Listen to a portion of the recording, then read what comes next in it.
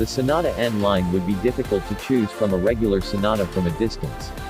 Its styling cues are subtle and easy to miss at first glance. It boasts larger 19-inch wheels that mount over larger brakes for added braking power, quad exhaust tips, slightly tweaked front and rear fascia, lift spoiler, and a small N badge located on the front fenders and grille. It would be easier to hear the Sonata N line coming with an improved exhaust note than selecting it from the list. The second clue came as he started the car and was greeted with unanticipated chatter. The Sonata N line powertrain incorporates elements found throughout the Hyundai portfolio. It took the engine from the Genesis and the transmission from the Veloster N. The 2.5-liter Turbo 4 engine produces 290 horsepower and 311 pound-feet of torque. That's a little less than the 300 horsepower the engines on the Genesis G80 and GB80 do, but doesn't miss that extra horse one bit.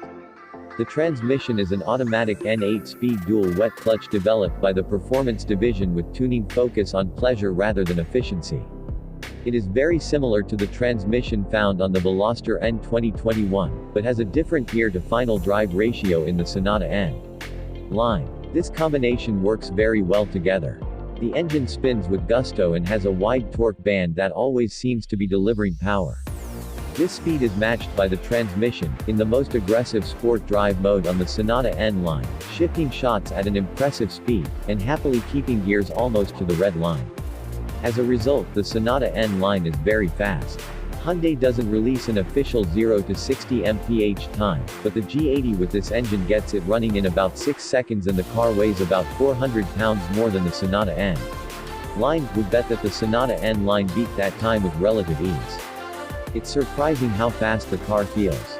Sport not only makes the transmission more aggressive, it also activates stability control. This can mean different things in different vehicles.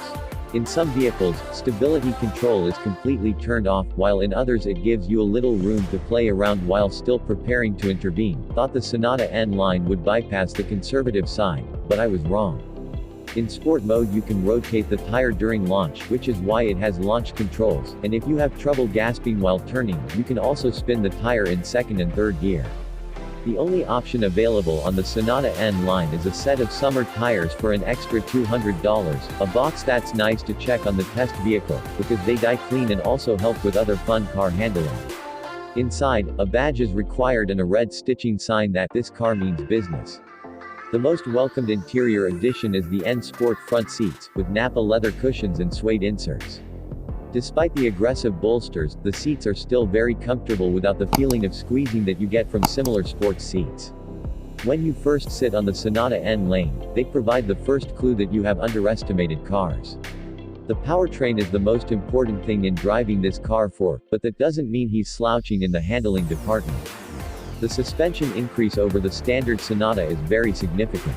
The N-Track features stiffer chassis bushings, engine mounts and transmission mounts, specially tuned damper, and thicker stability rods.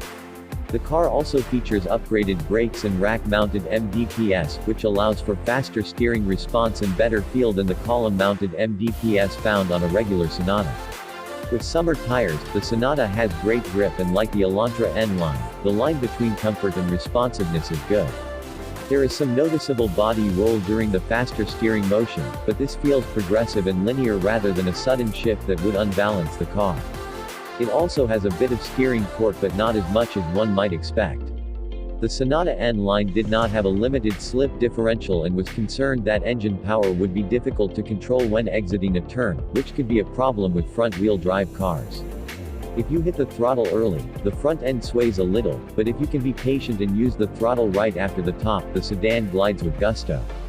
This is a very enjoyable car to drive, partly because of its competence but mostly due to its responsive power delivery and the fact that you wouldn't expect this delicacy from an all-car Sonata.